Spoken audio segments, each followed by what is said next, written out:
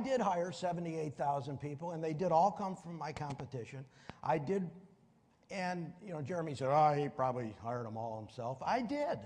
Steve Wynn said, I expect you to know all the employees. That's part of the deal when you're in human resources. You're supposed to know all the employees. You're supposed to greet all the applicants. You're supposed to make them want to come work for you, and you do that by building relationships. I think that's what he just said. And it's all about the people. So I started off, when I first got to Las Vegas, and Steve Wynn said, I want you to do the Mirage. I want you to figure out how to do it and make it a nice experience. So, nice experience, I said to myself,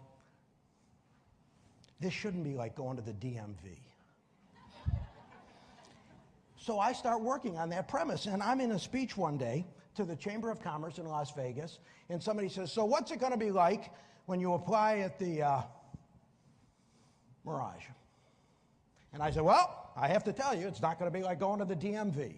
You know, the DMV where you get in a line, you stand in a line, you get to the head of the line, they tell you you're in the wrong line, you got to go get another line, you don't know where you're going, there's no signage. I go on and on like this, and I'm so proud of myself because I figured out we're not going to be like the DMV.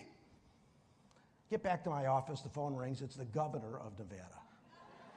He says, why would you say that about those poor people at the DMV? Now, I'm a smart ass. And I said, well, Governor, when's the last time you went to the DMV? I bet they just send your license or license plates or renewals to you. Yeah, but you shouldn't have said something like that. I mean, that's not very nice. I said, well, I was just trying to tell the truth, and I'm just trying to give people a perspective because everybody in the state has to go through the DMV, and they hate it. And I don't want anybody to think that's what it's going to be like when they come to the Mirage Employment Center. He says, good, asshole. I'm going to put you on a commission, and you're going to try and fix the DMV. So for 2 years, I had to sit in a room full of people talking about the DMV. Now you go in the DMV, you know, they got those monitors. B021, Windows 17. That was my idea. I want you to know that. It's gone all over the country. They don't have them in Wyoming yet, but almost every other state has those B017, window number 22. The only thing they haven't fixed is when you walk up to window number 22, there's the same sourpuss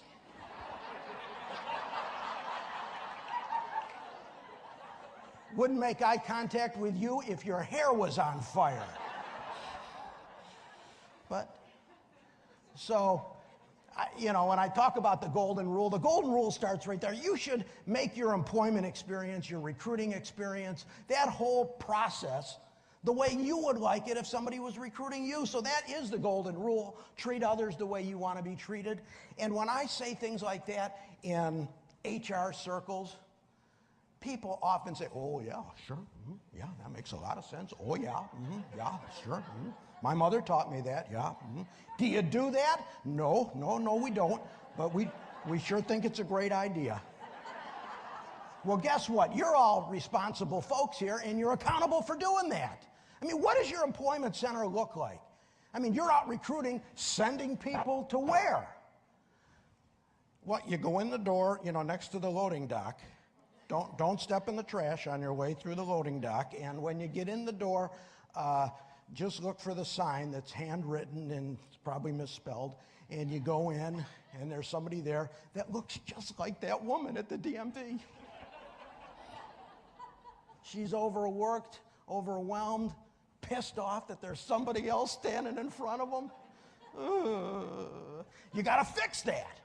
Treat them like you want to be treated. That's where it all starts. And what is your... Now, you know, I hear this guy from Jobster. It's all about job boards. We all want people applying online. They still have to come to work. I mean, they still have to have a place to go. So, you know, don't get so overwhelmed. I do talk about technology. I think technology is great, but it isn't everything. It's a tool. Let's not forget that technology is just a tool. And people say, well, you need to drive people to your site. No, you need to drive your kids to school. You need to drive to the grocery store to get food. What are we talking? Drive people to your site. Well, how about if you attract people to your site? How about if you attract people to your company? This is one of those radical ideas. Attract people to our company. How?